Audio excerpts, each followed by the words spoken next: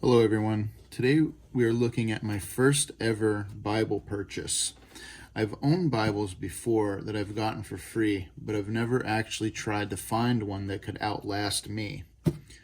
If you've never visited my channel, thank you for being here for this short review on what I believe to be a quality, outlasting lifestyle product, which you may consider getting for yourself. Stay tuned to the end of the video and I will share with you some of my personal thoughts about what's going on in our country and in our world right now. On this channel, I find and review quality, lifestyle, and outlasting products. So aside from perhaps getting an in-depth look at something you may not have known about, or you do know about and are maybe considering purchasing for yourself, just by subscribing to this channel, you automatically put yourself in the running for a giveaway when I reach my first 500 subscribers. If you decide to subscribe, don't forget to click the notification bell so you can be alerted when I put out my bi-weekly videos. After we do a quick unbox here, I want to share with you a little basic knowledge about leather, especially the leather used in the making of this book. So this way there's a good chance you might learn something you perhaps didn't know, and so your time spent watching this video will provide you with some value. Paul's Leather Company is a small American-based, US-based business, and I'm very proud of the job they've done here with their presentation. It's just been such an awesome experience purchasing this Bible from Paul's Leather Company. Right out of the box, they have some nice literature here, a nice little business card, and another postcard. I really like the touches here. I just, I got a good feeling as soon as I opened this box. It was just so tasteful and beautiful. Well done, well done. Let's go ahead and slide this off here. And the first thing that hits me in the face is the strong, powerful smell of leather. And I own quite a few leather products, and this is by far the most powerfully strong, rugged smelling leather I have ever owned, and it smells absolutely fantastic. Top grain leather is a very good leather, but it's not as good as full grain leather, and that's the leather that's used on this book right here. A horizontal bandsaw is used to split a tanned piece of leather into two main layers, a top grain leather and a split leather. So basically you start out with a piece of full grain leather, and then it's cut horizontally with a bandsaw, and now the name changes. Now you have top grain leather, which is the top piece of the leather that was split, and then you have the split leather, which is also called suede, and it's has a nappy texture. It's used for like work gloves. So now you have those two pieces of leather. There's two reasons that this is done. One is to make the leather easier to work with because it's thinner, and top grain leather can be modified to be given a uniform appearance. Okay, with top grain leather, the natural grain from the top surface of top grain leather is sanded away, which removes imperfections and blemishes. After sanding away the natural grain, top grain leather is imprinted with an imitation grain to give it a more uniform look. But unfortunately, by sanding off the natural grain, the strongest fibers in the hide are sanded off. That's why full grain is the best and not top grain. Top grain is really good, but it's not as good as full grain. Full grain leather often has noticeable blemishes, but they do not detract from the strength, durability, or value of the leather. Full grain leather contains the strongest fibers in the hide. It is the highest quality leather, with the top layer of the cowhide being unaltered and including all the natural grain, but it is thicker and it's harder to work with. This book is bound with a single piece of full grain leather to make up the spine and the boards. So the boards are just leather. The word binding refers to securing the pages of a book within the cover. Here, You have the end paper and the free paper. The color's nice enough; it matches with the leather.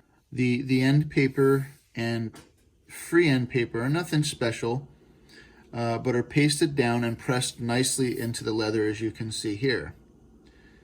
The edge of the cover drapes nicely over the gilded text block, as you can see here.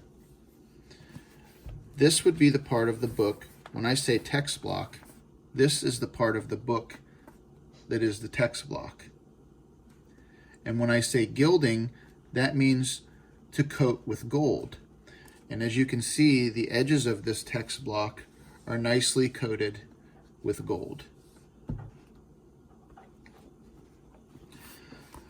Looking at the binding, which is looking right here, let's flip it over here so we don't have the ribbon in the way.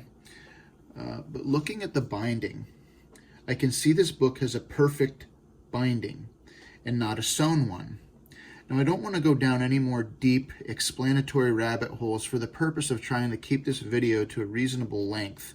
So let me just say there are pros and cons for both perfect bound books and books with sewn bindings. When I say perfect binding, a perfect binding is formed when book pages are glued together at the spine. The name perfect binding comes from the cut of the pages. All the pages are cut to line up perfectly, and then they're stacked on each top of each other and glued. Now I can tell this is a perfect bound book by looking at the bottom edge of the spine here. You can't see any signatures. And when I say signature, signatures appear to look like tiny notebooks and neat little folded groupings, which isn't the case here. Everything is just stacked right on top of each other, and there's no signature here at all, which is how I know this is a perfect bound book. One of my favorite things about this book is in the back of the book. In the back of the book are these plates. Now, a plate is just a full page illustration separate from the text. In this case, it is just a variety of different colorful maps and countries around the Mediterranean Sea. And aside from the great smelling leather, this is one of my favorite parts of this book. I think that just makes it really special.